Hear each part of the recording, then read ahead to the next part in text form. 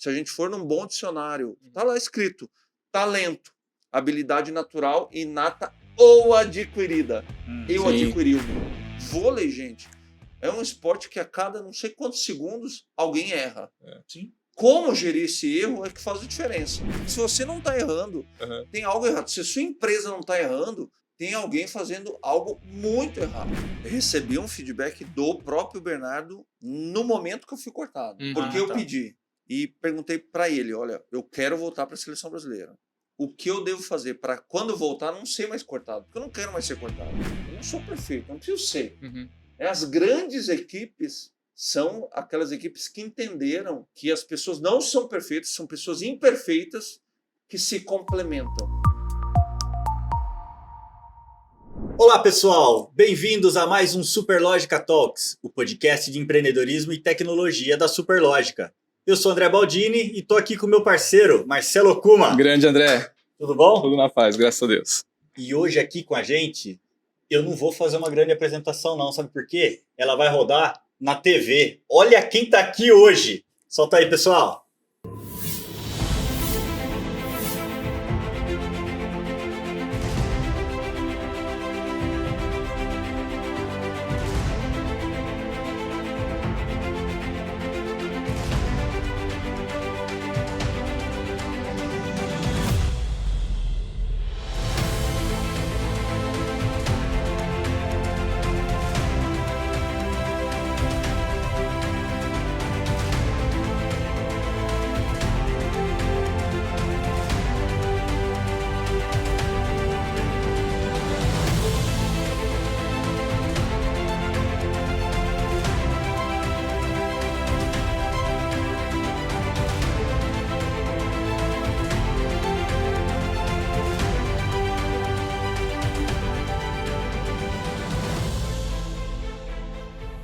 É isso aí, pessoal. Hoje aqui com a gente, André Heller, campeão mundial, campeão olímpico e campeão de uma porrada de títulos do vôlei brasileiro. Prazer, André. Seja bem-vindo, André. Muito bom ter você aqui. Obrigado, gente, pelo convite. Uma delícia estar aqui com vocês. Parabéns pelo programa. Uma delícia, delícia. Adorei o convite desde o início e agora estamos aqui para ter uma conversa gostosa. Obrigado. Uma honra ter você aqui, né? Poxa, um campeão olímpico, ele trouxe a medalha, medalhista, pessoal. cara. Medalhista olímpico, ele trouxe a medalha aqui pra gente. Mas conta pra gente, né? Poxa, você empreendeu no esporte e chegou o momento para todo atleta que é hora de fazer a virada. E como é que foi? Qual foi o estalo de multicampeão do vôlei para hoje empreendendo e desenvolvendo pessoas? Conta pra gente, como é que começou isso? Olha, pergunta muito importante. Foi um momento muito importante da minha vida. Eu sempre entendi que eu deveria me desenvolver de maneira continuada. Porque no início da minha carreira, eu optei pelo caminho do vôlei e era um período que o vôlei não era visto como uma profissão. Então houve um receio, inclusive dentro da minha família, sobre o meu futuro. Tá. Eu venho de uma família bastante humilde, eu sou caçula de 3 filhos, eu venho de uma família onde por vezes a escassez imperou, as minhas irmãs professoras e o filho mais novo caçula indo jogar vôlei no clube. Né? Então isso foi um momento de temor da minha família. Afinal de contas, o vôlei não era visto, o esporte não era visto como uma profissão. E em função desse medo, até desse receio financeiro, eu sempre entendi que eu tinha que me preparar para algo inesperado que pudesse acontecer na minha carreira. Afinal de contas, o esporte, o atleta já termina a carreira de muito jovem. Sim. Porém, ele pode terminar a carreira mais jovem ainda, com uma lesão, por exemplo. Exato. Então esse medo foi, num primeiro momento, que me impulsionou a entender que eu não poderia parar no tempo. Então a educação sempre esteve presente na minha carreira, até porque eu venho de uma família onde as minhas irmãs eram professoras, até elas foram as minhas primeiras patrocinadoras, né? Quando eu saí do ensino médio, que na época era o 2º grau, Tá. Meus colegas todos foram fazer cursinho para prestar o vestibular. Primeiro que eu não tinha dinheiro para fazer cursinho. E segundo que eu não queria fazer o vestibular, porque eu estava no vôlei. Então elas fizeram um combinado comigo de que nesse primeiro ano pós-escola elas me patrocinariam. O que significava isso na época? Elas pagariam o meu almoço e meus tênis. Legal. Porque um atleta gasta muito tênis. Tá certo que eu herdava muitos tênis delas, né? Números menores, né? Porque eu calçava já 45, elas calçavam 42 por aí. Jura? E eu Qual a usava... altura das tuas irmãs? Minhas irmãs, uma tem 1,87, outra tem 1,82. Olha. Então, eu venho de uma família alta, né? Mas na minha primeira e segunda infância, eu herdava os tênis delas, que geralmente era cor de rosa, né? Pô, André. Mas herdava, não dava para comprar tênis para um filho mais novo, né? Então, elas me patrocinaram, comprando tênis, pagando eventualmente o meu almoço. E aí, o combinado era esse. Nesse primeiro ano, elas fariam um investimento em mim. Se não desse certo nesse primeiro ano, aí sim eu pararia com vôlei, teria que estudar, mas teria que arranjar um emprego para pagar meus estudos. Né? Porém, neste primeiro ano, o combinado era o seguinte: elas investiriam em mim, mas eu teria que frequentar as escolas onde elas davam aulas para falar com os alunos.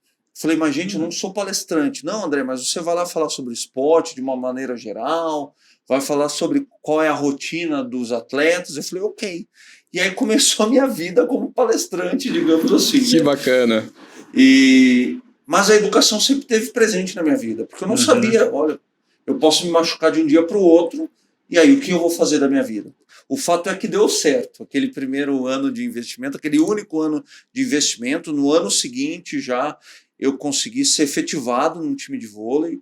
Então, um time de vôlei que me pagou um primeiro salário e passou a assumir a minha alimentação. Então, meu primeiro salário foram R$75. Jura? E um almoço, né? Então, isso foi maravilhoso. Falei, opa, quer saber?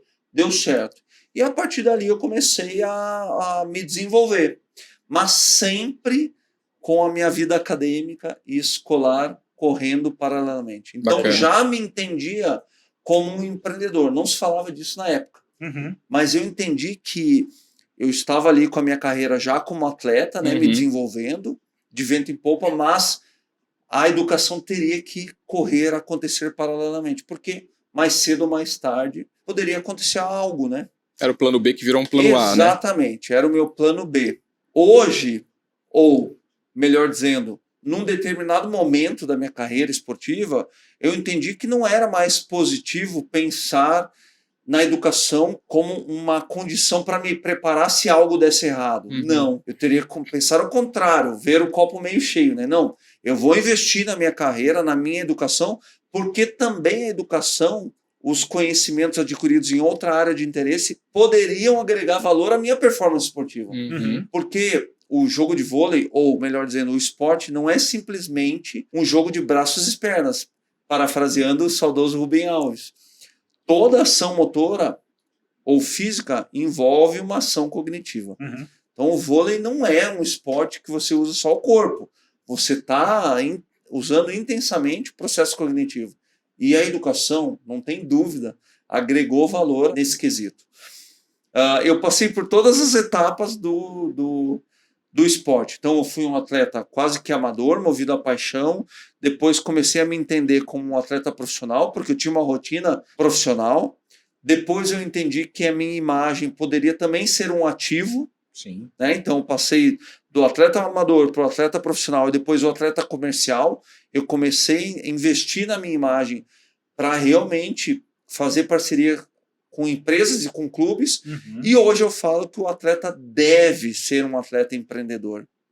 Ele precisa entender que a sua carreira esportiva, sua prática esportiva é o seu principal empreendimento. Mas depois, no pós-carreira, ele pode ter outras opções, outras possibilidades de empreendimento. Só que essa condição, esse pensamento empreendedor só virá com educação e capacitação continuada. Então, desde sempre eu entendi que eu deveria empreender na minha carreira. Hoje eu tenho uma empresa, a empresa que se chama Heiler Desenvolvimento, a minha sócia é a minha esposa, Ainda bem, porque ela não pode me demitir. Em momento algum, ela não pode me demitir, porque se ela demitir o CEO da empresa, ela vai demitir o marido também. Então, foi uma jogada que eu fiz, inclusive. Mais uma, pra se garantir. Mais uma jogada. Mais uma para garantir.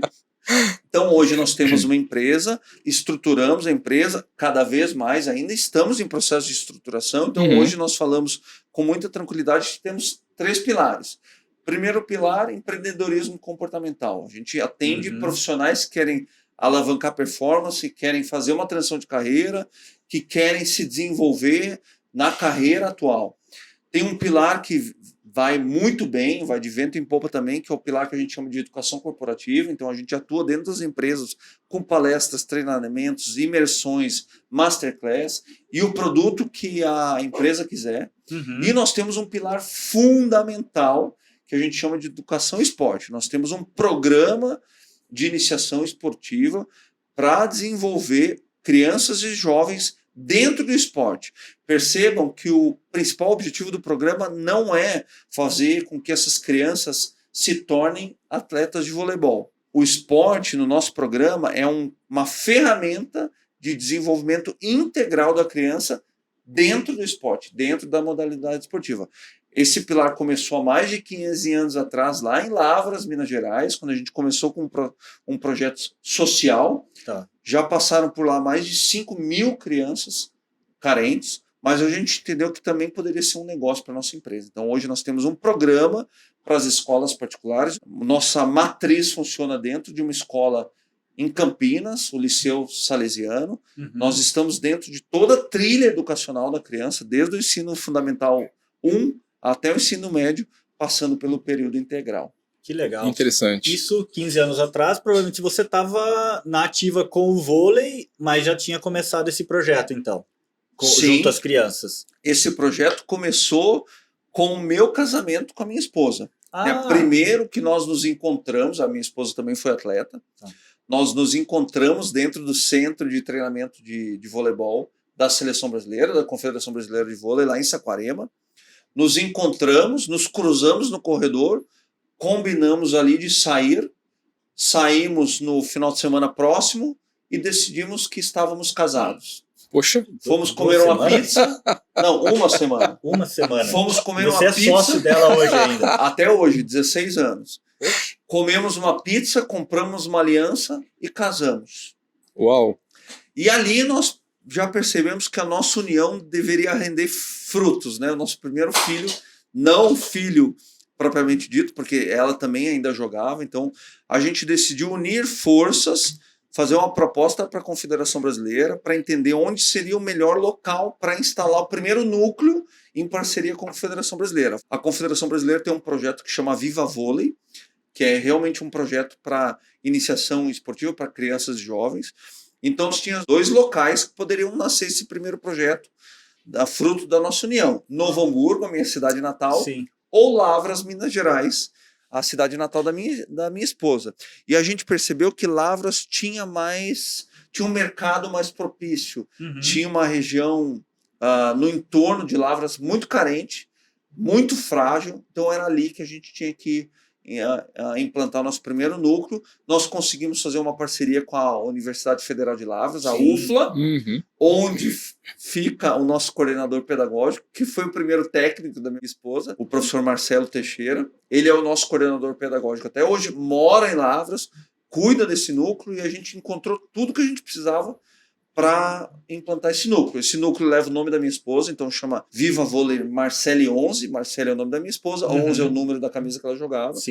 Nós fomos os padrinhos, podemos chamar assim, somos os mantenedores até hoje, porém há muito tempo já que o núcleo é autossustentável. Então a gente tem a parceria da UFLA. Esse núcleo é comandado, é liderado pelo professor Marcelo Teixeira e funciona até hoje. Nós só transferimos o conhecimento adquirido nesse núcleo social para um programa para as escolas particulares, transformando esse programa num negócio mesmo. Então hoje nós temos dentro do Liceu Salesiano aqui em Campinas, acabamos de fechar negócio com um grande clube de Campinas também, não vou falar ainda agora, ou talvez no final do programa, a gente Opa. faz um suspense Boa. aqui. Tudo bem, Boa. a Mas gente solta a estamos- pinguinha aqui, a gente... Já tem ali do lado, né, André? Nós estamos negociando com outras escolas também. Legal. Agora é importante que se diga, porque eu sou entusiasta, sou um estudioso do esporte, assim como a minha esposa também, né? Fomos transformados pelo esporte. É importante que se diga, sim, o recurso é o esporte, é o voleibol, mas mais do que a vontade de fazer com que esses jovens joguem voleibol, nós queremos que eles entendam o poder de transformação e de educação que o esporte tem. Uhum. Afinal de contas, a criança que pratica esporte, ela entende que ela tem que respeitar a regra, que ela tem que respeitar concorrente e adversário, ela aprende o caminho da vitória, mas também compreende a derrota, né? Importante. A né? frustração. Então, o esporte, cara, para mim, olha, é uma ferramenta poderosíssima de educação. Esses dias bati um papo com o Walter Longo e eu fiz essa pergunta para ele, senhor Walter, como tu entende o esporte como ferramenta de educação? E ele falou a seguinte frase para mim, André, esporte não é uma ferramenta de educação, esporte é educação. Então, o esporte para a gente é educação. Medalha, estou com a minha medalha aqui, é consequência de um processo. Uhum. O core, o foco principal é o processo dentro do esporte e não o resultado final. Muito legal. Muito legal. Muito legal. Parabéns Parabéns pelo mesmo. projeto. É. E agora, e aí falando de empreendedorismo, você começou no esporte, no vôlei, e pesquisando sobre você, entendi que você tem, na verdade, uma limitação, de certo modo, física. Você é asmático. E como é que foi para você, né, asmático, praticando vôlei? Isso foi muito interessante. Na verdade, Aliás, e por que o vôlei, né? Por que Também, o né? vôlei? Eu desconfio. Cara, Não, mas olha, Podia ser basquete, né? eu acho que eu vou surpreender vocês. Vamos lá. jura? Então vamos lá. Eu venho, como eu falei antes, eu venho de uma família humilde e em 1990 fazer um tratamento de asma era caríssimo. Tá. Né? Todos os equipamentos e materiais para tratar a asma eram caríssimos, né? O aparelho de nebulização na época era enorme, fazia barulho igual um cortador de grama. E nós não tínhamos esse aparelho. Então eu lembro de meu pai sair correndo comigo dentro do carro, meu pai e minha mãe, para me levar para o pronto-socorro. Não sei se vocês vão lembrar, eu acho que eu sou mais velho que vocês. Nós não tínhamos o SUS ainda, era o INPS, vocês lembram disso? Nossa. Então era um outro sistema. Então eu parava na fila até chegar a minha vez.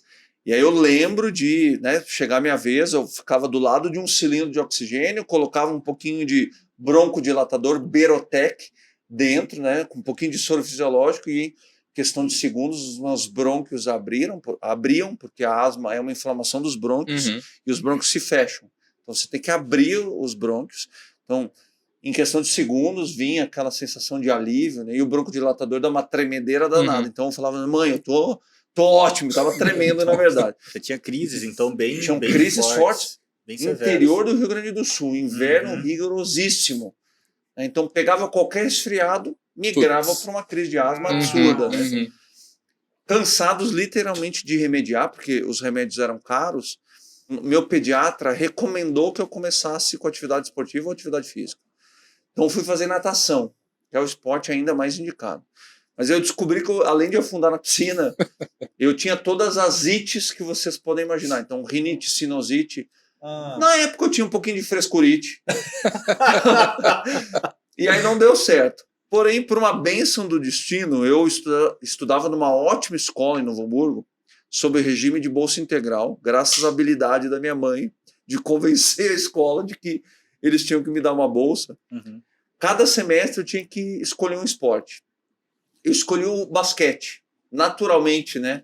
Teve uma época aí que garotos altos iam para o basquete, naturalmente. Eu era um pouco mais alto que a média dos jovens da minha idade, mas não deu certo o basquete, porque o único que se divertia do meu time era eu, porque os meus colegas não se divertiam comigo. Eu não sabia jogar absolutamente. Eu não acertava uma bola dentro daquele raio daquele aro lá. Não acertava, não tinha coordenação motora nenhuma. Eu não tinha repertório motor nenhum. Eu era um jovem magro, para não dizer raquítico, Tá. Sabe aquele jovem que a coxa é mais fina que o osso do joelho? Putz. Então, me rendeu um apelido, inclusive, lá no Sul tinha uma maneira de chamar esses jovens desengonçados, né? Não sei nem se ainda se fala isso, se é legal falar isso, mas eles olhavam para mim, eu chegava assim na escola, eles falavam assim, nossa, lá vem o André, aquele mongolão. Olha. Então era assim, porque eu era coordenado absurdamente, tímido, que quase entrava dentro de mim. Então, eu realmente era um mongolão, de fato.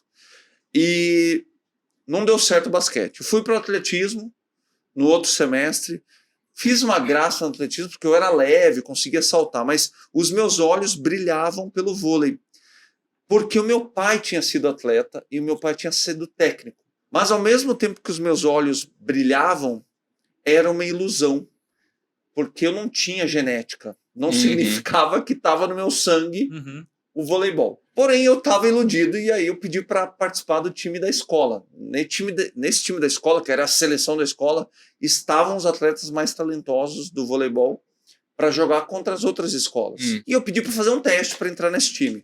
Fiz o teste. Teste de vôlei é toque, manchete, saque, bloqueio, ataque.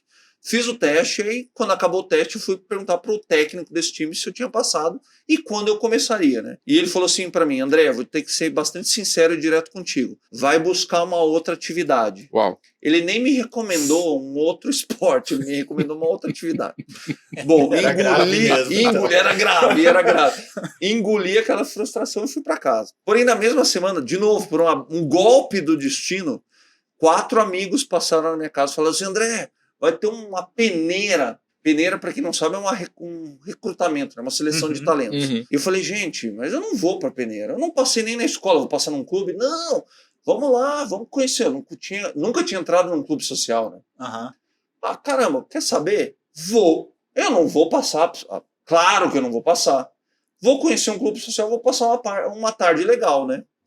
Nós 5 fomos e chegamos lá no ginásio do clube e nos deparamos com mais de 200 jovens que tinham tido a mesma ideia que a gente. Bom, aquele ginásio bem característico no Brasil, a arquibancada vai subindo e quadra lá embaixo, e testes, né? Então, bloqueio, toque, manchete, ataque, anamnese médica, histórico familiar, ok? Os 205 jovens voltaram para a arquibancada no final da tarde e aí ficaram esperando o anúncio dos 3 jovens. Uau. Eram 3. 3 que haviam sido aprovados. Então, anunciaram os 2 primeiros no microfone, e aí eu tava olhando, assim, aquela arquibancada, o jovem descendo a arquibancada, parecia a entrega do Oscar, sabe? E eu preparado para aplaudir. Falei, caramba, era meu sonho ser aprovado. Eu nem ousava sonhar, porque se eu não passei na escola, no clube eu não vou passar. E eu fiquei lá só aplaudindo os 2 vencedores, né? Eles desceram. Falei, caramba, quase que invejando os caras, sabe? Invejando, mas admirando. E aí eu fiquei preparado para escutar o nome do terceiro. Eu falei, cara, quem é o último sortudo que vão anunciar aqui, né? E fiquei olhando para arquibancada e anunciaram um tal de André Heller. Uau. E eu fiquei olhando para arquibancada, já puto da cara, porque eu pensei, cara, não é possível. O cara tem o mesmo nome que eu e passou. E fiquei olhando para arquibancada, porque na minha cabeça não era eu. Na minha cabeça era mais fácil ter um sujeito com o mesmo nome que eu, que teria passado no teste, do que eu. E fiquei na expectativa, falei, cara, o cara não desce, né? Só que eu vi um movimento no meu entorno. Falei, peraí, André, é você? Eu falei, claro que não sou eu. É óbvio que não sou eu. André, é você. E o tal do André Heller não descia da arquibancada. E aí os meus amigos, André, é você. Bom, me convenci que estavam me chamando. Mas aí resolvi levantar. A primeira vez, gente, eu tinha 14 anos, primeira vez que eu tive alguma convicção na vida. Levantei convicto e fui até lá falar para os caras, não sou eu. Eu estava convicto de que eles tinham errado. Eu estava convicto de que eles tinham errado. E eu falei, pessoal, vocês chamaram um tal de André Heller, é meu nome, mas não sou eu. E eles perguntaram, André, peraí, você é o André Heller? Sou eu. Você nasceu no dia 17 de dezembro de 1975? Minha voz até afinou. Sim! Você é o garoto que tem asa? Bom, aí eu desmanchei. Sim, sou eu. Olha, então você passou, cara. Eu falei, não é possível. Bom, para surpresa de todo mundo ali, inclusive a minha, era eu o terceiro selecionado. Que bacana. Tem Mas certeza logo- que não estava amarrado, amordaçado o André Não, Renner. exatamente. Mas eu descobri logo que eu estava passando em função de um único critério. Eu era um pouco mais alto que os jovens que estavam ali, um pouquinho mais alto. Mas, na verdade, os técnicos, as pessoas que me selecionaram, eles queriam entender se dentro daquele corpo raquítico, magro, tinha algum potencial, como se fosse uma sementinha, assim, sabe? Depois eu fui estudar sobre talento e realmente talento, para o Instituto Gallup, por exemplo, que é a maior organização de análise de pessoas do mundo, no vocabulário Gallup, talento é um padrão de pensamento, emoção e comportamento, mas é só um padrão, é um potencial, é uma sementinha que a gente tem. E eles queriam entender se eu tinha essa sementinha. Eu tinha convicção de que eu não tinha sementinha alguma, né? Mas eles queriam entender se dentro daquele corpo, dentro daquele jovem, tinha uma sementinha. E eles descobriram que tinha. Mas o meu maior desafio, gente, no primeiro momento, nos primeiros meses, não foi desenvolver habilidades técnicas, gestos técnicos do voleibol. O meu maior desafio foi entender como um atleta deveria se comportar. Porque repertório técnico, eu sabia que, bem ou mal, cedo ou tarde, eu aprenderia. Com treino, com repetição, com treino até exaustão, disciplina. Mas como eu deveria me comportar? Disciplina já é uma escolha de comportamento. Mas como ter disciplina? Como? A disciplina era, para mim, o que é disciplina? Né? Ninguém ensinava o que é disciplina, como desenvolver disciplina. Hoje a gente fala de dedicação, comprometimento, capacitação continuada, disciplina. Ok, mas como tirar isso do ambiente abstrato e trazer para um comportamento tangível? Eu não sabia o que fazer. Porém, eu fui descobrindo, através da observação, através da prática, que o meu comportamento poderia ser vantagem competitiva. Legal. O meu comportamento poderia ser meu diferencial competitivo. Afinal de contas, no meu diagnóstico, naquela época, e até hoje, agora, sob uma perspectiva histórica, eu falo com muita convicção. Eu nunca fui um atleta talentoso. Eu nunca fui uma pessoa de talento. Caramba, o André, desde sempre, soube jogar voleibol. Nunca. Hoje eu posso dizer para vocês com muita tranquilidade. Eu construí minhas habilidades. Eu construí meu talento. Se a gente for num bom dicionário aqui no Brasil, Antônio Ruais, por exemplo, está lá escrito talento, habilidade natural, inata ou adquirida. Eu adquiri o meu. Eu adquiri. E a maioria dos profissionais podem adquirir. E aí sim eu falo de empreendedorismo comportamental. Como eu vou adquirir esses comportamentos, essas habilidades? Como? Quais são? Como eu faço para adquirir? Quando? Sabe? Então é por isso muito que eu falo hoje de empreendedorismo. E eu não preciso ser um empreendedor, eu não preciso ter uma empresa para ser um empreendedor. Hoje a gente pode falar de intraempreendedorismo. Eu posso ser CLT e ser um empreendedor dentro da minha função, dentro da minha posição. Perfeito. Então, o vôlei foi minha plataforma de desenvolvimento, como vocês podem ter já percebido. Legal. Assim como as suas irmãs, né, assim, apostaram em você, né, com certeza esse comitê que escolheu o teu nome, né, dentre tantos candidatos, né, também apostou, né?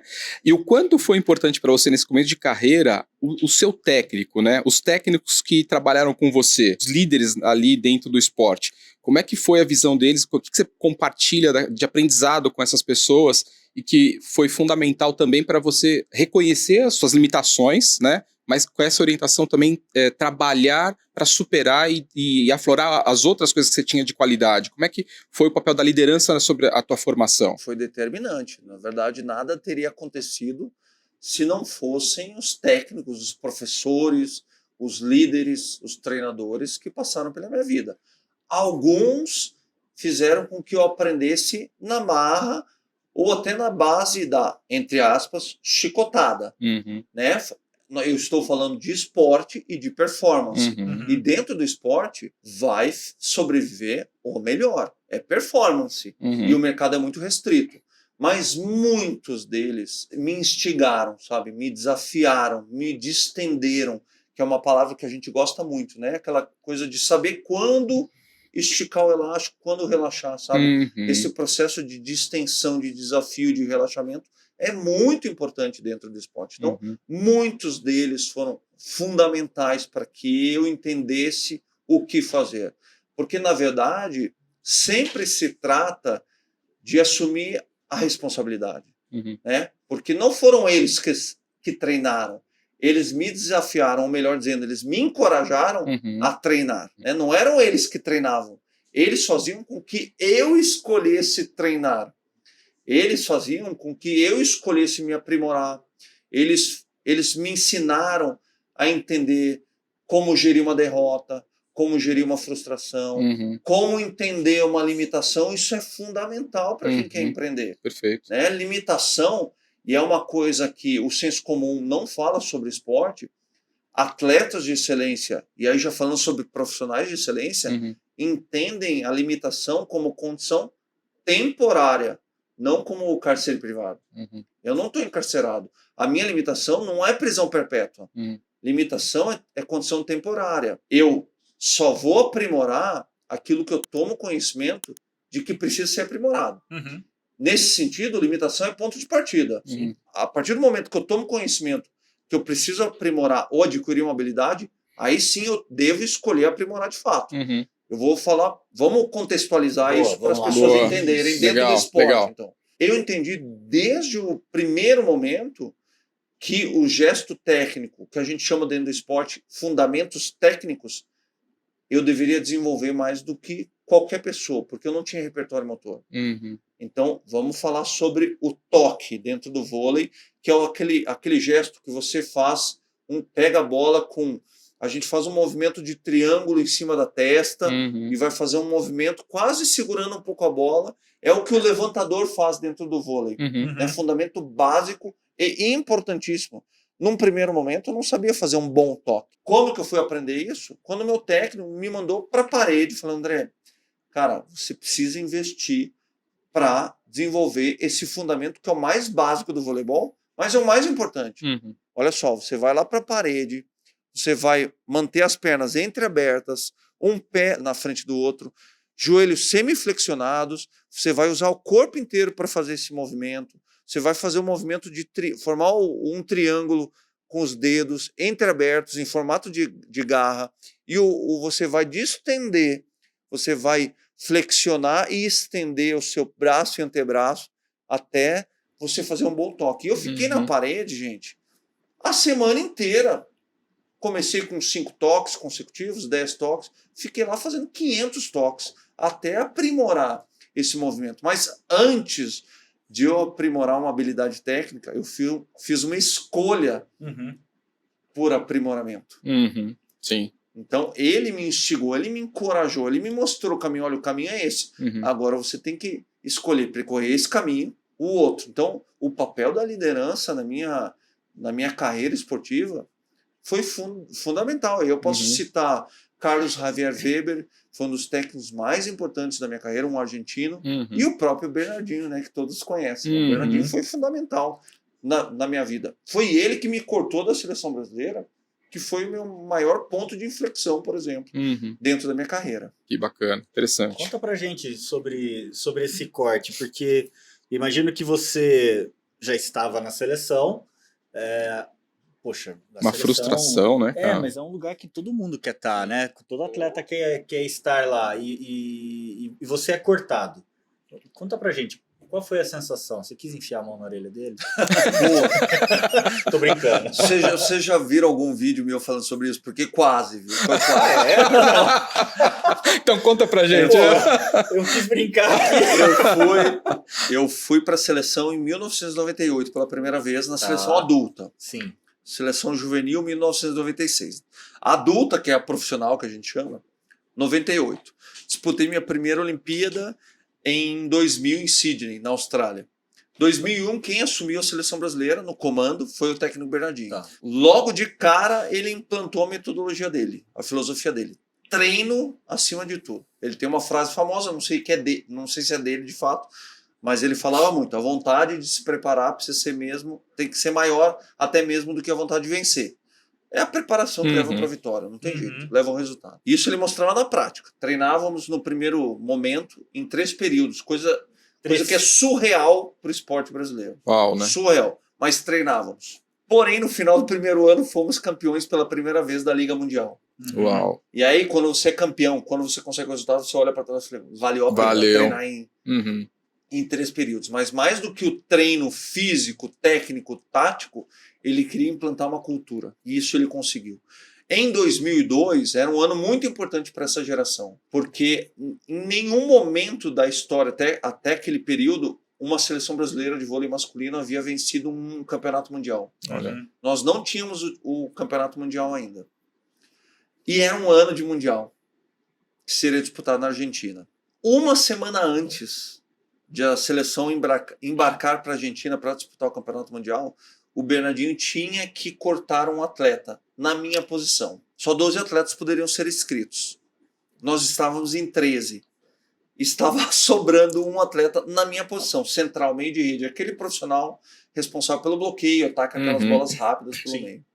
Então eu sabia que um da minha posição iria dançar. Nós treinamos no Mineirinho, estávamos em Belo Horizonte, voltamos para o hotel antes de subir para o quarto, porque a minha programação era subir para o quarto, tomar banho, almoçar, descansar, porque à tarde tinha mais treino. Uma semana antes do Campeonato Mundial. Antes de subir, me chamaram, o preparador físico me chamou falando que o Bernardinho queria conversar comigo numa sala de reuniões. Eu falei, pô, mas agora? Não dá para falar comigo depois, eu tô cansado. Não, tem que ser agora, é importante. Bom, gente, o corredor do hotel, né, se agigantou até a sala de reuniões, porque eu pensei, ou ele vai me elogiar, né, ou ele vai me cortar. Então, praticamente, eu tinha um anjinho e um diabinho, né, um em cada ombro, né. Eu entrei na sala, tinha uma cadeirinha no meio, sim, e no outro lado da sala tinha uma fila de cadeiras em formato de meia-lua, com toda a comissão técnica da seleção brasileira. A primeira impressão que eu seria fuzilado naquela cadeirinha, né? E praticamente fui. Então sentei na cadeira, ele falou que tinha que tomar uma decisão importante, tinha que cortar alguém, e o cortado era eu. Uma semana antes de embarcar para o Campeonato Mundial. Uau. Sendo que eu tinha passado por um período de lesão importante, tinha me recuperado, tinha feito alguns sacrifícios, ou melhor dizendo, algumas escolhas. Então eu tinha convicção que eu estava ali e que eu estava numa boa fase. Ele não iria me cortar em função de todo o contexto, mas ele tinha acabado de me cortar. Num primeiro momento, gente, eu confesso para vocês assim, que não é fácil, porque ele não estava acabando só com a minha trajetória para aquele campeonato, estava acabando com o meu sonho, porque você ser cortado, você não sabe se você vai voltar na próxima convocação. Então estava acabando com a minha participação no Mundial, minha participação na seleção, o meu sonho de ir para uma Olimpíada. 2 anos depois nós teríamos uma Olimpíada com chances reais de conquista olímpica, né? E aí no primeiro momento eu pensei, não, eu vou tirar meu tênis, eu calço 46, vou jogar na careca dele. Foi a primeira coisa que eu pensei. Porém, eu também pensei que qualquer tipo de atitude nesse sentido não teria um efeito, né? Meu propósito, meu sonho era muito maior do que uma dificuldade daquele tipo. Por pior que fosse na época, né? Por pior que parecesse. Porque não é fácil você ser cortado. Eu estava sendo preterido, no final das contas a mensagem era você não serve para estar aqui, na minha cabeça era isso. Né? A realidade para mim era essa. A realidade não era o que está acontecendo de fato, a realidade era o diálogo que eu estava tendo comigo mesmo ali, né? Pô, o cara não gosta de mim, o cara está me perseguindo, ele está dizendo que eu não sirvo, eu sou pior que os outros, né? Então eu contei um monte de historinhas para mim que eu tô com vontade de dar um tapa do lado da orelha dele, né?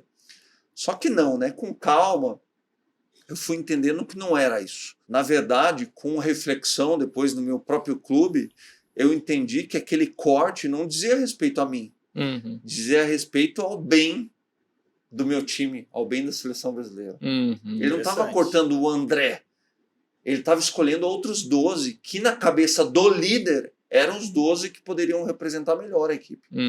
Quando eu fui convocado novamente no ano seguinte, eu voltei com outro foco. Eu tirei o foco do meu umbigo que eu tinha no ano anterior, porque, querendo ou não, o meu foco no ano que eu fui cortado era eu quero ser titular, eu quero fazer parte da seleção brasileira, é o meu sonho, é o meu objetivo. Quando eu entendi que aquele corte não tinha nada a ver comigo, dizia a respeito ao bem da minha equipe, e ele como líder tinha que escolher os melhores jogadores na cabeça dele para representar melhor a equipe, para desempenhar, para performar melhor, eu entendi que eu tinha que trabalhar pelo bem da minha equipe. Quando eu voltei no ano seguinte, eu fui convocado de fato, eu tirei o foco do meu umbigo e ampliei o foco para o bem da minha equipe. Tudo que eu fazia, treino, jogo ou nos bastidores, eu fazia pensando o que é melhor, o que é o melhor para a minha equipe. Eu sendo titular ou reserva. Tudo que eu fazia era pensando em agregar valor para a minha equipe. Bom, o resultado é que nunca mais sequer eu fui cogitado ser cortado. Se fui, não me interessava, porque eu entendi que trabalhando, oferecendo o meu melhor para a minha equipe, eu também saía vitorioso, sendo titular ou reserva. Então, aquele corte, na verdade, foi meu maior ponto de inflexão. A partir dali, eu tinha sempre possibilidades dentro do mercado, porque eu construí uma imagem de que o André era um jogador que trabalhava para a equipe. Nunca me faltou mercado, nunca me faltou equipe, até o meu último ano de prática esportiva em Campinas, que fui chamado para capitanear um time em Campinas.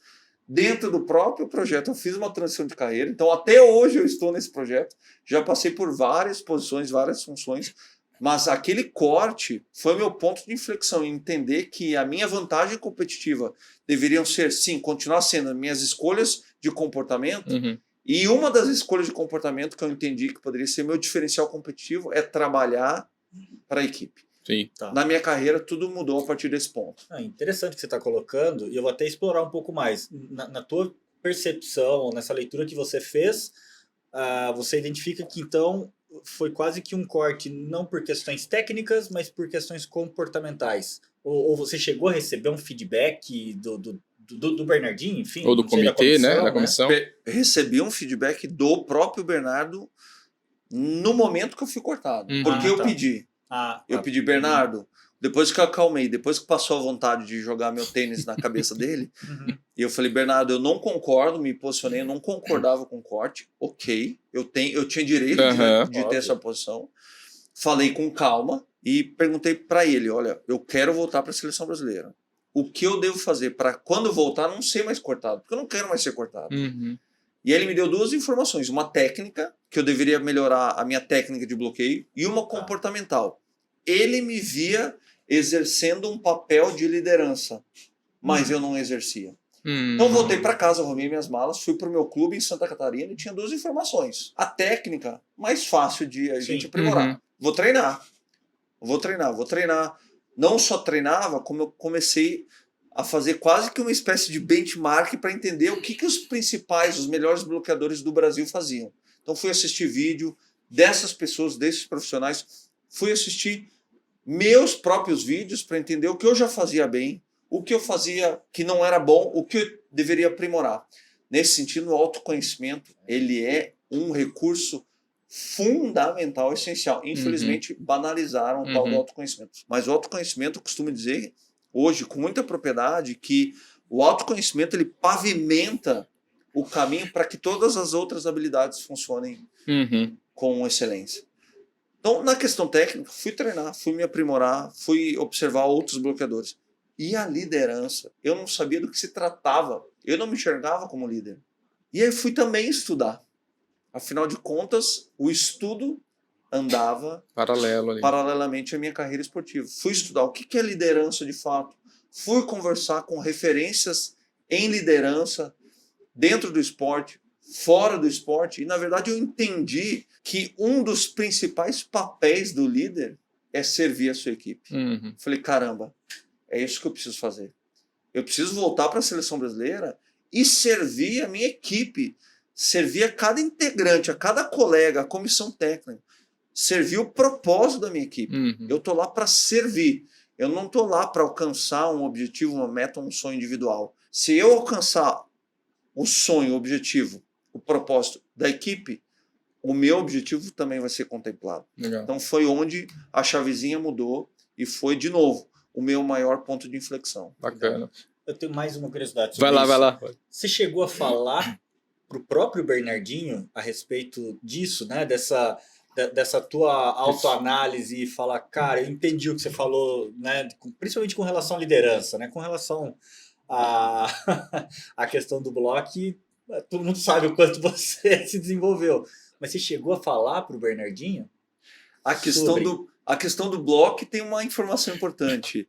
Depois que ele me deu esse feedback do bloqueio, eu fui para o meu clube e comecei a treinar de fato. Ao final da temporada no clube, disputando o principal campeonato no Brasil, ao final da temporada pelo clube, eu fui escolhido o melhor bloqueador da competição, terceiro maior pontuador, que para a posição é algo inédito, acho que não aconteceu ainda. Caramba. Um central ser o terceiro maior pontuador, e fui escolhido o melhor jogador da competição. Que bacana. Parabéns. Na questão técnica. Sim. Eu não falei através de palavras com o Bernardo sobre o meu aprendizado em relação àquela situação. A nossa comunicação aconteceu através de atitudes. Legal. Ele viu que algo tinha acontecido comigo, mas algo de genuíno, sabe? Porque depois não foi só a minha performance esportiva que melhorou, não foram só os meus comportamentos. A nossa relação nunca mais foi a mesma. Porque ele viu que no ano seguinte eu voltei à seleção brasileira, ele percebeu através dos meus comportamentos que eu estava ali para colaborar, para agregar valor para a equipe dele, a equipe que ele liderava. A partir daquele momento a nossa relação só melhorou. Hoje somos muito amigos e não é à toa que ele está escrevendo o prefácio do meu livro, que vai ser lançado em setembro pela editora Gente. Que legal. É ele que assina o prefácio do meu livro. Que Qual bacana. O nome do livro? O livro vai chamar Arquitetura da Jornada. Legal. Ele vai ter um período de pré-venda em agosto. Em meados de setembro ele vai ser lançado pela editora Gente. Arquitetura da Jornada, né? Tudo a ver comigo, né? O construir a jornada, né? E eu não estou falando de resultado final, né? Aí, quando a gente entende que a jornada precisa ser construída, resultados são consequência da própria jornada. Então, para mim, isso é muito importante. Fantástico. E falando em jornada, André, esse ponto de inflexão, né, que foi um ponto de grande aprendizagem para você, né, e trazendo um paralelo com o mundo corporativo, né, essas frustrações, né, esses desafios, né, esses desapontamentos, né, só faz com que aquele verdadeiro empreendedor, né, ele continue a perseguir aquilo que ele acredita, né. Então, você continuou e você foi se preparar mais e você voltou para a batalha. Tem mais alguns exemplos como esse na tua carreira que a gente consegue fazer traçar um paralelo com o empreendedor de negócios, né, em geral, que você pode compartilhar? Nossa, vou compartilhar um case meu, inclusive. Por favor. Tá? Hoje o core da nossa empresa são as palestras e os eventos corporativos. Eu amo fazer, é o core do nosso trabalho. É o core da nossa empresa. Porém, há 15 anos atrás, eu ainda jogava, mas já identificava essa possibilidade, porque já me atraía esse mercado. Eu tinha que partir para o mercado. Eu estou falando de 15 anos atrás. Só que eu não tinha o repertório que eu tenho hoje, não tinha nem as formações que eu tenho hoje, não tinha o conhecimento que eu tenho hoje. Mas eu queria entrar no mercado. Então eu fui com tudo, falei, não tem maneira melhor de aprender do que botar no mercado um produto. Mínimo produto viável. Né?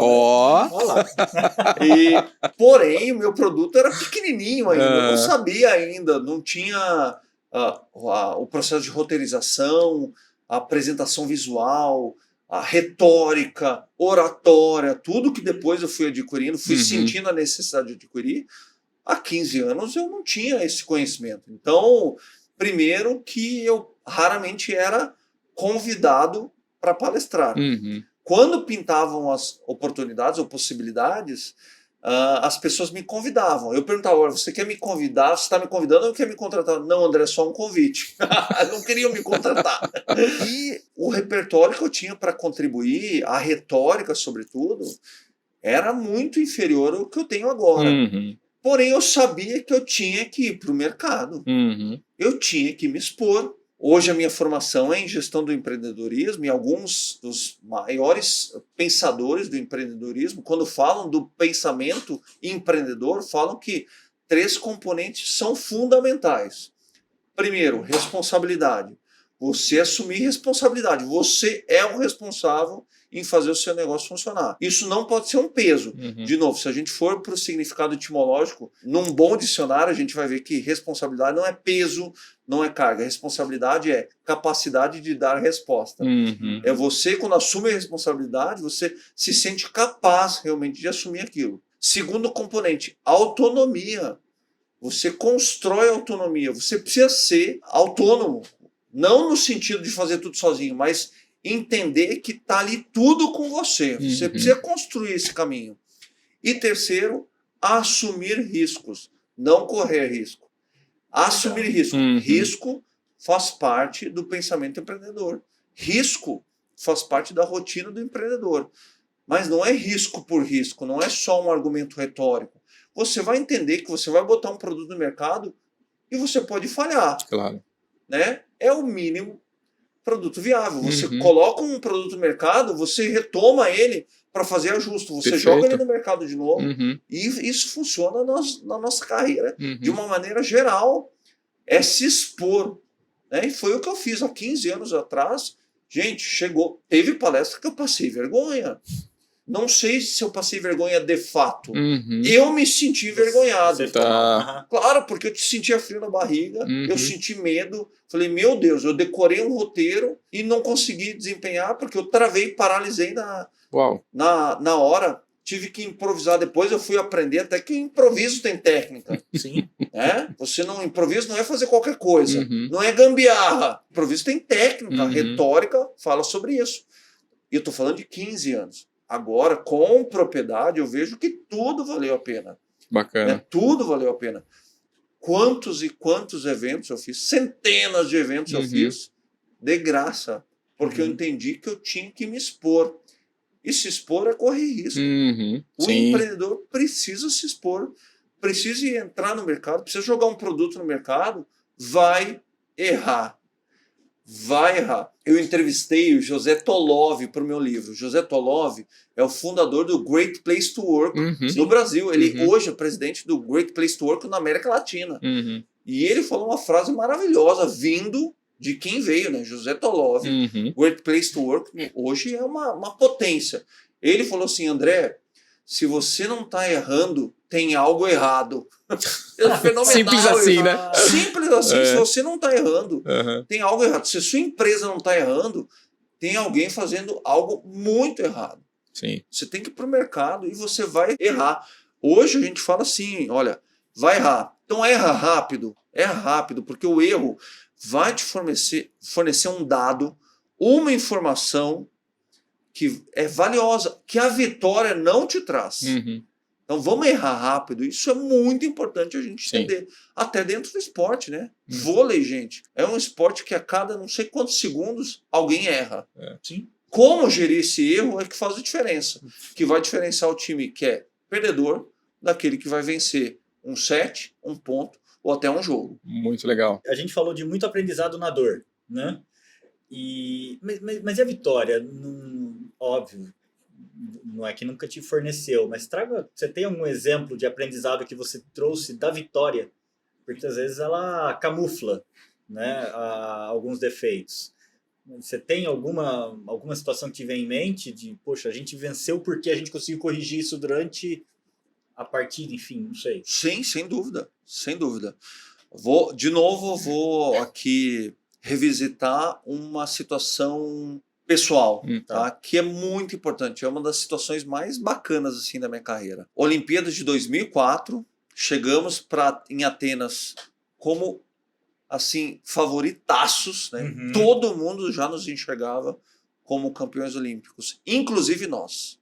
Jura? Tá? Nós sabíamos que ninguém havia treinado mais do que a gente, que ninguém havia se dedicado mais do que a gente, que ninguém havia trabalhado melhor do que a gente, juntos. Nós sabíamos isso. Mas não por uma questão de soberba. Realmente a gente sabia disso. Tá? E era a nossa realidade. A gente estava convicto não da vitória, do processo. Do processo, ninguém havia construído uma jornada melhor que a gente. A gente sabia disso. O preparo, né? Começamos as Olimpíadas fazendo uma fase classificatória impecável. Eu titular da equipe. cruzamos nas quartas de final contra a equipe da Polônia. Era um jogo que é conhecido no ambiente esportivo, quando é uma modalidade que tem esse cruzamento olímpico, que a gente chama cruzamento olímpico, quando o primeiro cruza com o oitavo e assim vai. Nós cruzamos contra a Polônia. Nosso cruzamento era a Polônia. Era uma equipe extremamente forte fisicamente. Só gigantes. E olha que eu tenho 2 metros. Para considerar alguém gigante, tem que ser alto de verdade. E as quartas de final, num cruzamento olímpico do vôlei, é um jogo muito cruel. Porque se você ganha, você fica entre os 4. Se você perde, você pode ficar até em 8º. Então é um cruzamento muito nervoso. Jogamos contra a Polônia e ganhamos 3-0. Eu joguei muito bem. Eu havia me preparado assim. Nós, na verdade, havíamos nos preparado muito bem. Avançamos para as quartas de final. Jogo contra os Estados Unidos. Uma equipe que naturalmente já me deixava um pouco mais nervoso, porque eles são muito disciplinados tecnicamente e taticamente. É a cultura deles, disciplina. Não treinam tanto, mas eles são muito disciplinados. Então eu já entrei naturalmente mais nervoso para esse jogo. E começou o jogo, eu como titular da equipe, mas eu não estava na minha melhor jornada. E eu sabia que eu estava nervoso. Era o nervosismo que estava me travando, sabe? Porque no esporte a gente tem uma coisa que é muito importante. Você, para estar com a melhor performance no jogo, quando o seu melhor precisa ser colocado em prática, você precisa estar plenamente consciente daquilo que você tem que fazer. Você tem que mobilizar todos os recursos que você construiu ao longo de todo o período de preparação. E para que isso aconteça, você tem que quase que estar num estado de flow, sabe? Sim. Totalmente consciente do seu corpo, do movimento. E as emoções, elas são a força motriz dessa condição de flow. E eu estava muito nervoso. Eu estava com o movimento travado. Eu estava errando saque que eu não errava. Eu sempre fui reconhecido como um bom atacante. Eu estava errando ataque que eu não errava. E eu estava muito nervoso, eu sabia disso. Agora, o que fazer no meio de uma semifinal olímpica em relação a isso? Eu resolvi fazer algo que o senso comum acho que não acontece. Nós fizemos um ponto, nos reunimos naquela reunião no meio da quadra, bem característico do voleibol, sabe? O time faz um ponto e se reúne ali no meio da quadra. E eu resolvi ficar um tempinho mais ali com o pessoal e fiz assim, gente, seguinte, preciso de ajuda. Pedir ajuda. Pedir ajuda. No meio dos meus companheiros ali, num esporte, numa área, num nicho, que pedir ajuda de vez em quando é visto como fraqueza. Caramba, um atleta de 2 metros, seleção brasileira, numa semifinal olímpica vai pedir ajuda? Sim. Nós nos reunimos e eu falei, não, peraí, pessoal, seguinte, preciso de ajuda. Não tô bem. Todos me abraçaram ali e falaram assim, tamo junto, André. Bacana, fica cara. tranquilo. Gente, eu nem sei o que eles fizeram para me ajudar.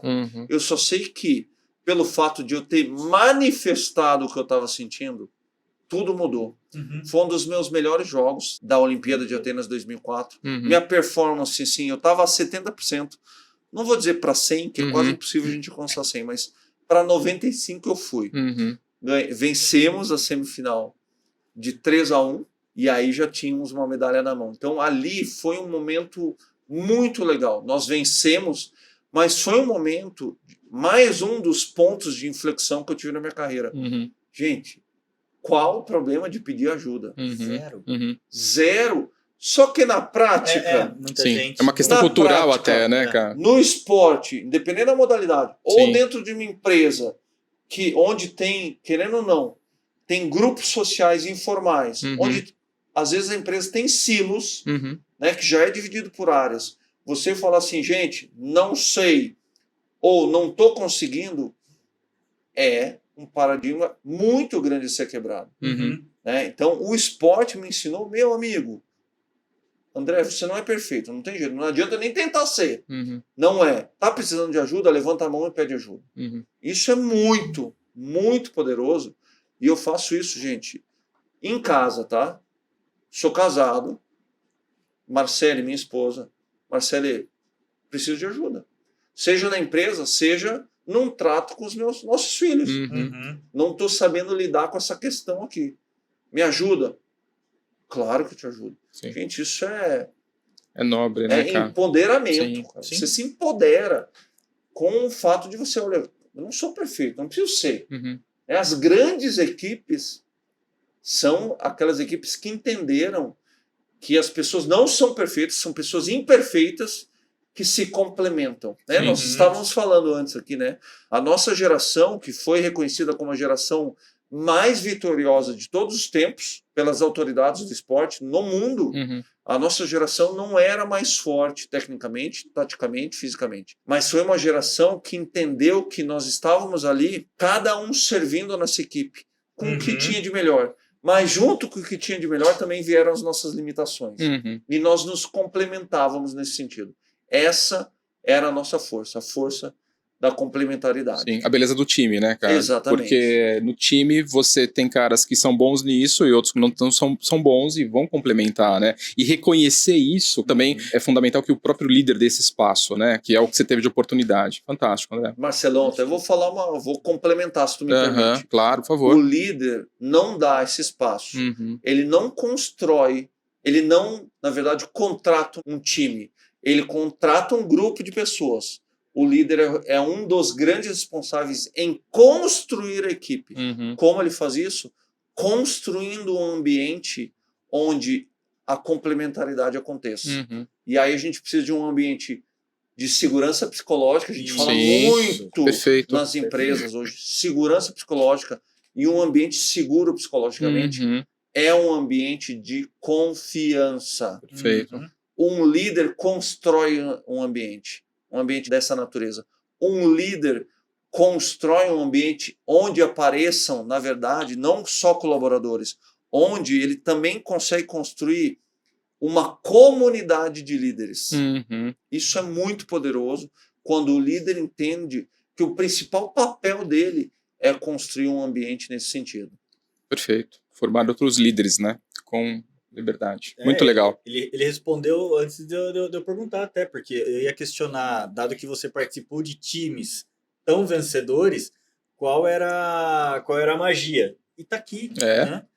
Acho que a segurança ali da, né? Confiança entre as pessoas, né? Criar esse ambiente seguro, onde eventuais vulnerabilidades podem aparecer. Podem ser expostas, né? Ser expostas e não vão ser ou ridicularizadas, ou ninguém vai usar contra você, mas na verdade vão te apoiar para se desenvolver e construir algo maior. E o resultado, né, é o ganho da equipe, né? Quer dizer, um servindo o outro e fazendo acontecer um resultado fantástico, como foi ganhar as Olimpíadas de 2004, né, cara? Sem dúvida. A equipe ganha, o indivíduo ganha. Legal. O que diferencia um grupo, simplesmente um grupo de uma equipe de excelência, vamos chamar assim, é que uma equipe de excelência são pessoas que têm um propósito em comum, que têm funções bem claras e definidas. Isso se determina através da comunicação. Né? E aí tem um equívoco que rola no ambiente organizacional, não só organizacional, mas em equipes, né, que comunicação não é majoritariamente você falar, né? A comunicação é escutar, de fato, né? Não é à toa que a gente tem um monte de curso de oratória e pouquíssimos cursos de escutatória, né? Escutatória. Comunicação é escutar, não escutar para responder, escutar para compreender. Uma equipe de excelência tem uma percepção positiva de interdependência entre as funções, né? As pessoas percebem que umas dependem das outras.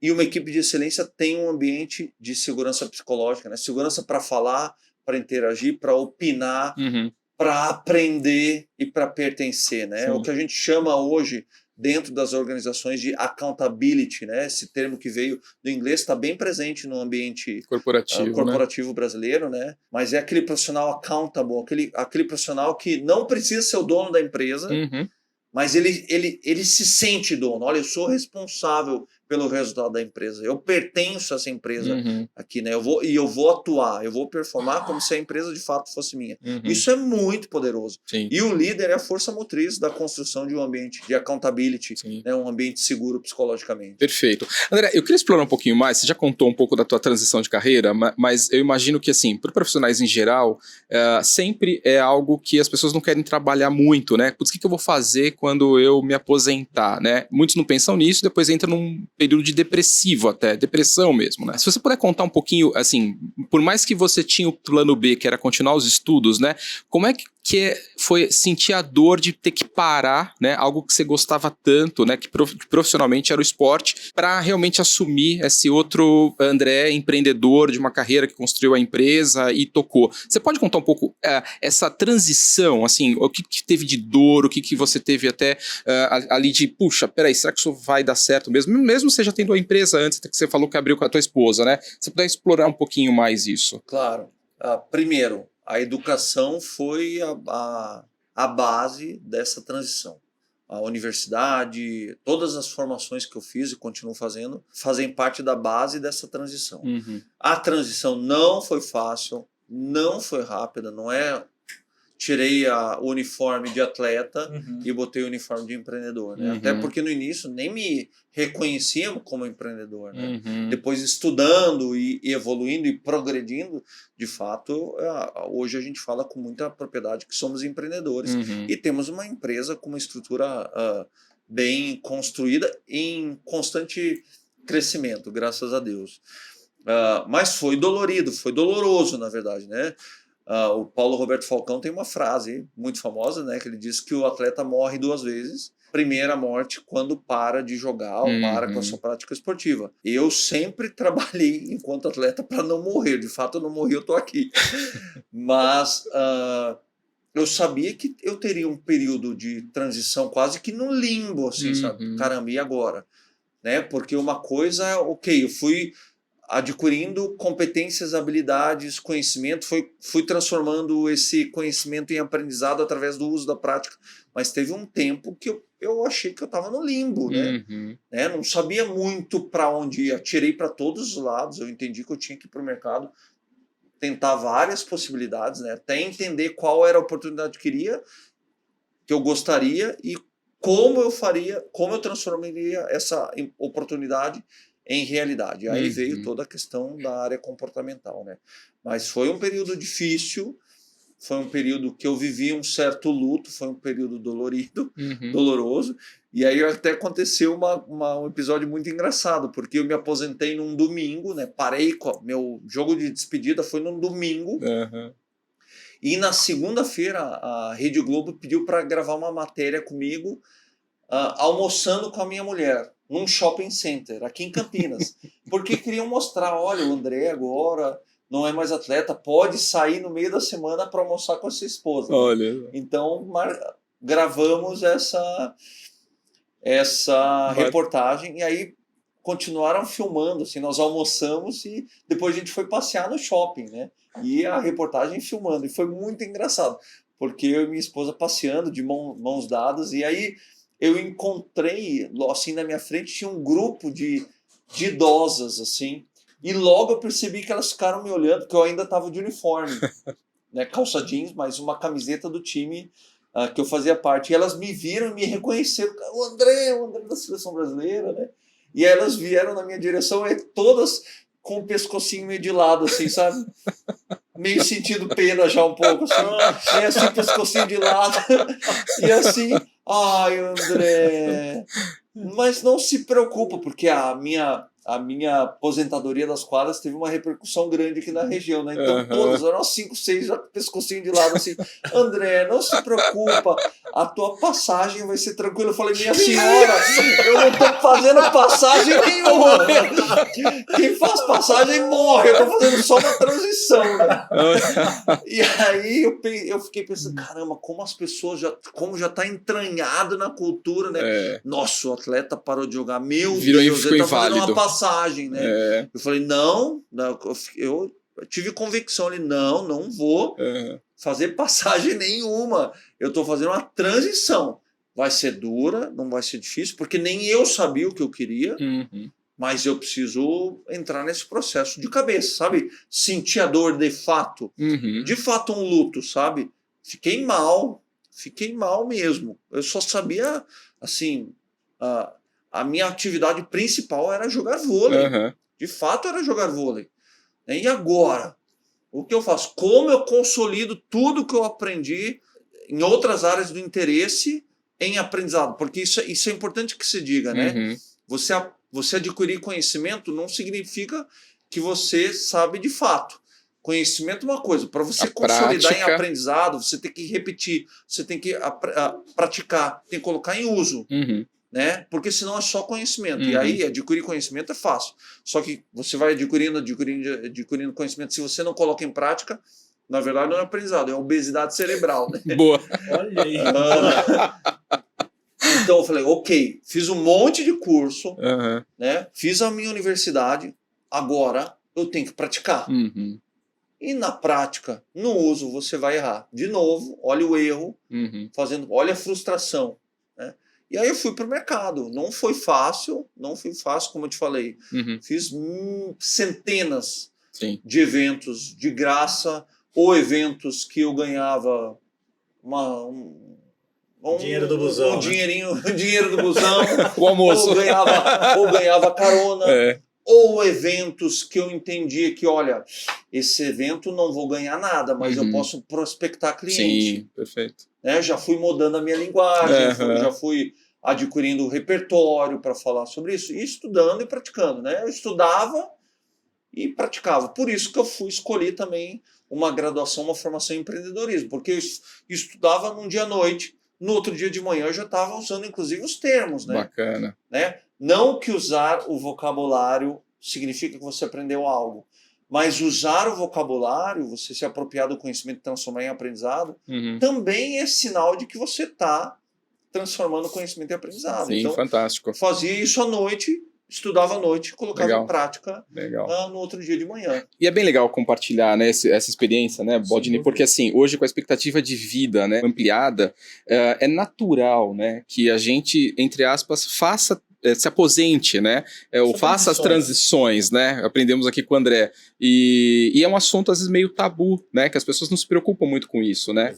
E aí sofrem. E você ali, quer dizer, cara, não, peraí, eu acabei isso aqui, mas eu tenho muita coisa ainda para poder fazer, né? Isso é bem legal. Né? Sem dúvida. Muito isso bacana. É muito importante. Eu não vou lembrar o estudo, tá? Eu bati os olhos nesse estudo esse final de semana. Eu prometo que eu vou voltar para vocês com essa informação, mas hoje em dia, inclusive, tem pesquisas que falam que há um tempo atrás a gente tinha uma carreira a vida inteira. Hoje em dia a gente vai ter no mínimo 2, 3. E esses ciclos de renovação, de reinvenção, daqui a pouco vão acontecer em 2, 3, 4, 5 anos. Sim. O tempo todo a gente tem que estar se reinventando. O mundo está muito acelerado, né? A tecnologia está aí, né, gente? Sim.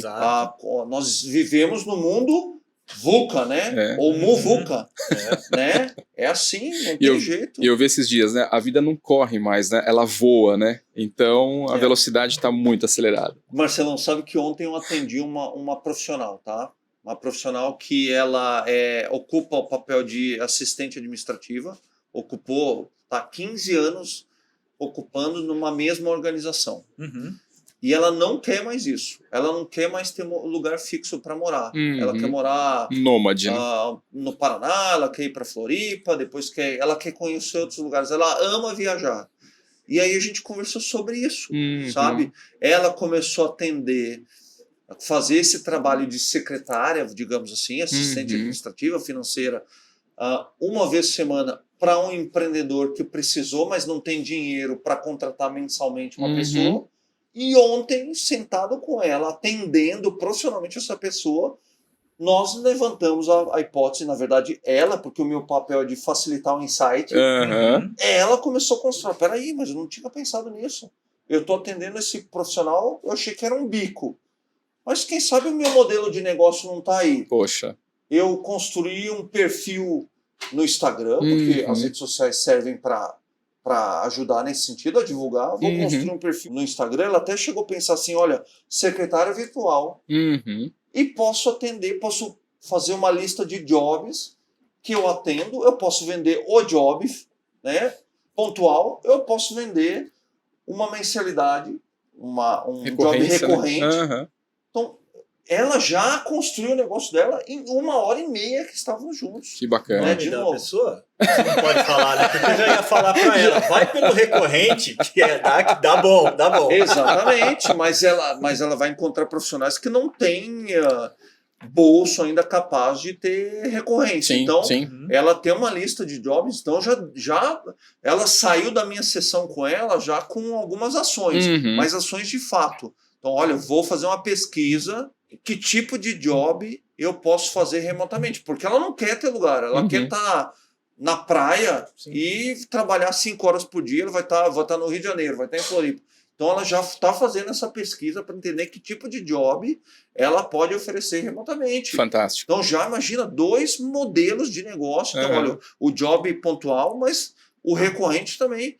Isso ontem, em 1h30. Eu já Que pensei legal. em nome de perfil no Instagram, como vai divulgar, quando e como patrocinar. E isso Legal. é muito legal Que para bacana. eu que trabalho no empreendedorismo Aham. comportamental. Acho que agora eu trouxe um case Aham, concreto aí. bem real. Aham. Porque o que eu fiz? Eu não entendo da área dela, mas eu facilitei um insight, digamos assim, sabe? Sem Eu fui nutrindo a jornada dela e na maioria das vezes a gente faz isso com perguntas para que ela tivesse os próprios insights. Sim. E ela construiu as ações. O empreendedorismo não é uma conversa motivacional aqui. O empreendedorismo Nem- é pragmatismo puro. Verdade. Tanto é que, no início da minha carreira, quando só me convidavam, eu falei disso antes, era assim, André, você faz palestra motivacional? Eu falava, gente, eu canto, danço, sapateio. Me chama para qualquer coisa. Há 15 anos. Hoje, quando me perguntam, e eu recebo essa pergunta toda semana, Uhum. ou quase todo dia, André, você faz palestra motivacional? Hoje, com convicção, eu falo, não. Minha palestra não é motivacional. Minha palestra é pragmática. A gente pode conversar de motivação, mas a motivação é individual e intransferível. Mas falar de motivação não é conversinha motivacional. Uhum. É pragmatismo puro. Bacana. Provocação. Muito interessante. Muito legal, né? Muito interessante. Pô, André, você estava falando de viagem e tudo mais, quero ir pra, né, quero trabalhar de qualquer lugar, ou enfim, tá livre. Mas eu tô de olho nessa relíquia que você trouxe lá de Atenas, cara. Conta Mostra. pra gente um pouquinho. Mostra, né? Mostra. Obviamente, Cadê a câmera se a aqui, ó? gente puder, né, até se eu Cara, puder linda, tocar, né? Porque Vai lá, Valdini, bota à vontade, vai. Essa medalha tem 3 segredos que eu quero contar para vocês. Vou pedir para Ok. que vocês assumam o papel de guardiões agora. Momentâneos, aqui, né? nesse momento. Olha Isso, só, por favor. que responsa, hein? Que linda. Então, eu tenho 3 segredos para contar sobre essa medalha aqui, Muito tudo bem? legal. Por Claro. favor, compartilha Então, o com a primeiro gente. segredo Conta pra dessa gente, né, medalha. Baldini? Conta pra gente. É pesada, cara. O primeiro segredo sobre essa medalha de ouro. Ela não é de ouro. Uau. Tá? Essa medalha ela é composta mais ou menos com 92% de prata e os outros 8% um blend de outros materiais, outros metais, tá? Segundo segredo, até os Jogos Olímpicos de Sydney, na Austrália, essa imagem que está na frente da medalha, eu vou mostrar aqui de repente de novo, Ah, legal. essa imagem que está aqui, essa imagem é a imagem da deusa Nike ou deusa Nike, que é a deusa da vitória. Até as Olimpíadas de Sydney, na Austrália, ela não estava nessa posição aqui. Tá? Uhum. Até os Jogos Olímpicos na Austrália, ela estava numa posição sentada. Aqui na medalha de Atenas, ela está numa posição em pé. O pessoal vai poder ver. Por que as autoridades, né, sobretudo o Comitê Olímpico Internacional, mudou a posição da deusa Nike ou deusa Nike? Porque quando os Jogos Olímpicos voltaram para Atenas, na verdade, estavam voltando ao berço dos Jogos Olímpicos da Antiguidade. Né? Então foram os Jogos da Era Moderna voltando ao berço dos Jogos Olímpicos da Antiguidade. E aí eles resolveram mudar a posição da deusa Nike ou deusa Nike, colocando ela nessa posição aqui, que é em pé, mas na verdade não é em pé, porque é uma deusa que tem asas. Essa posição significa que ela está chegando de um voo para entregar a medalha ao vencedor da modalidade. Olha que legal. Curioso, hein? Muito legal. Puxa. Agora, terceiro segredo. No verso da medalha, vou mostrar aqui de novo. No verso da medalha, existem duas versões sobre o que está escrito no verso, tá? Eu não vou pedir para vocês lerem o que está escrito, porque está em grego antigo.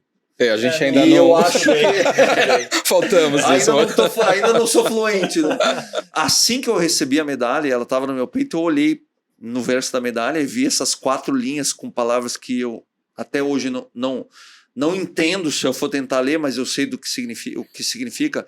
E aí logo eu fui buscar alguém para me ajudar a traduzir. Aí encontrei um departamento lá do Comitê Olímpico Internacional e eles me deram 2 versões. A primeira versão oficial é que essas 4 linhas correspondem a 4 frases que fazem parte do hino olímpico, que é um dos símbolos das Olimpíadas, como a tocha, os arcos, o fogo olímpico. A versão romântica, que é a minha versão preferida, é que aqui está escrito em grego antigo que a deusa da Olimpíada, a deusa Nike ou Nike, me escolheu para ser o guardião dessa medalha.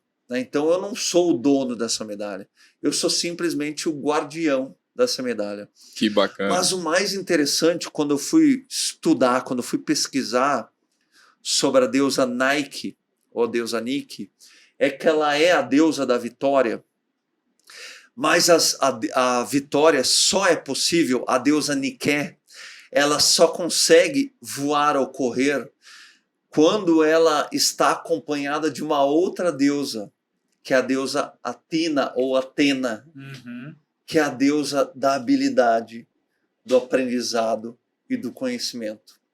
Então, olha que legal, olha que bacana, né? A história... Tem todo um contexto retórico aqui, mas olha que bacana, né? A vitória só acontece quando ela está acompanhada do aprendizado, do conhecimento, das competências. Que legal. Isso é maravilhoso. Fantástico. Maravilhoso. Então essa medalha aqui não é o símbolo simplesmente da minha vitória no esporte.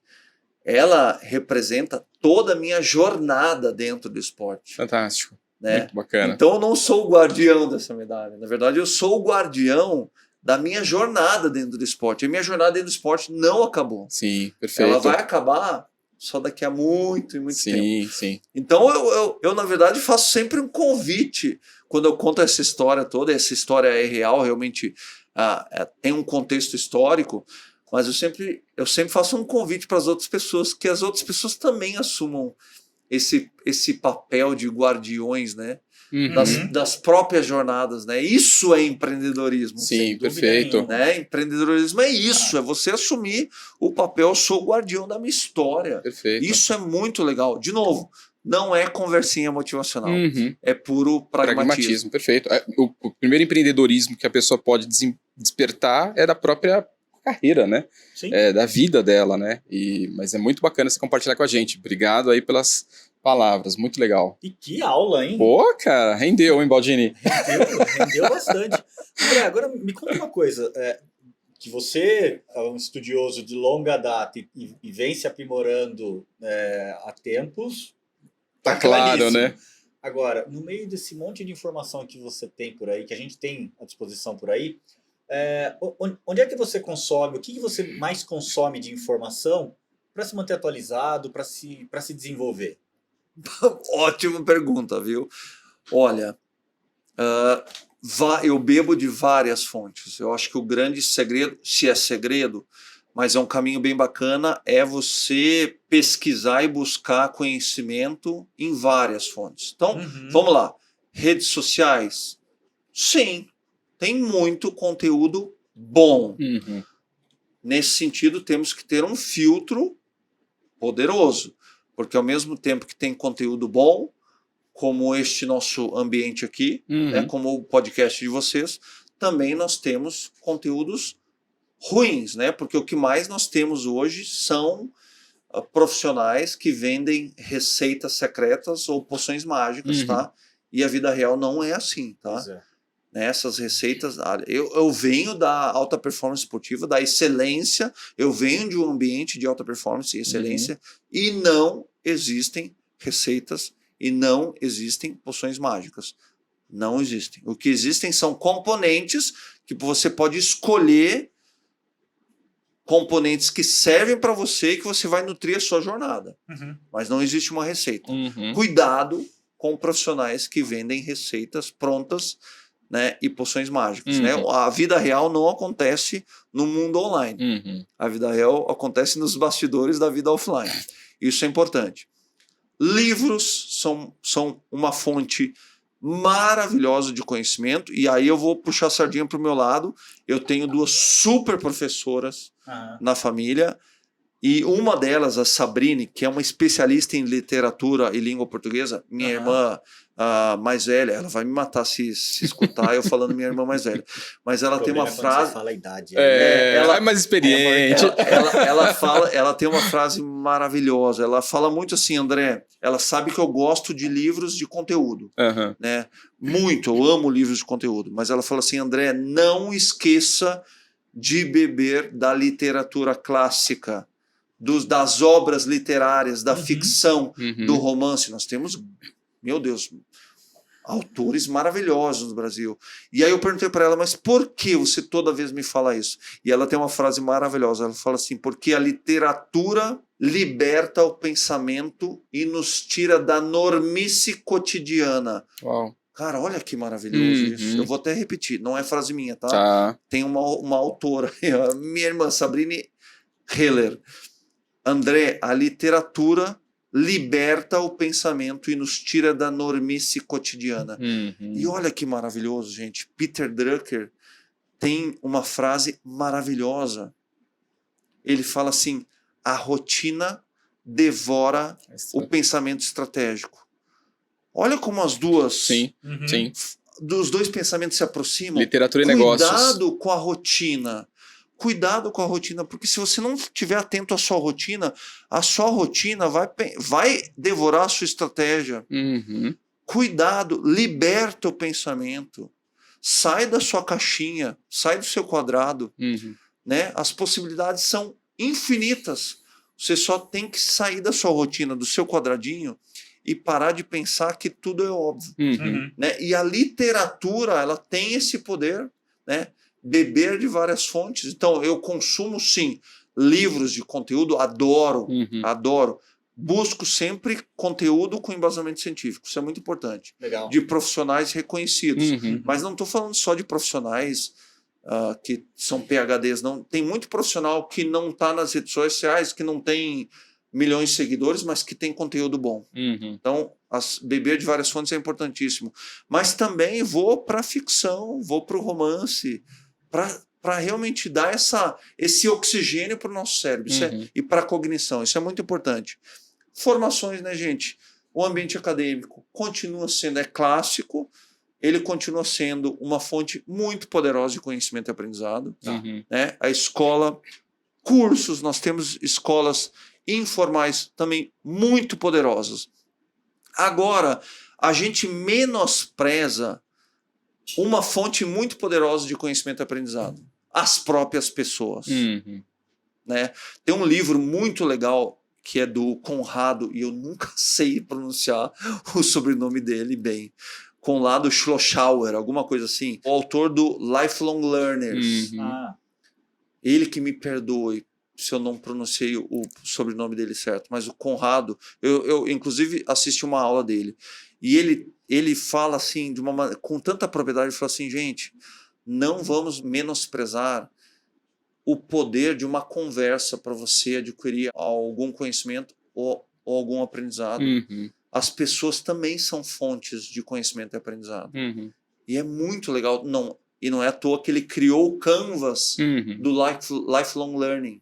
É muito legal. Quem quiser dica de livro, o Lifelong Learners é um livro muito legal. Então, eu bebo de várias fontes. Gente, vocês não precisam ter dúvida que daqui eu vou chegar em casa e fazer algumas anotações do que vocês me ensinaram também. Legal. Vocês talvez não saibam disso. Mas sim, todas as oportunidades são oportunidades de a gente adquirir conhecimento e consolidar em aprendizado, né? Isso é Eu não sei o que a gente muito bacana. ensinou com pergunta, né? Mas Com certeza a gente aprendeu bastante, né, Valdir? Eu também acho, eu aprendi bastante. A única coisa que eu me lembro de ter feito foi a indicação para cliente dele que vai para recorrência. Isso aí. Bem legal.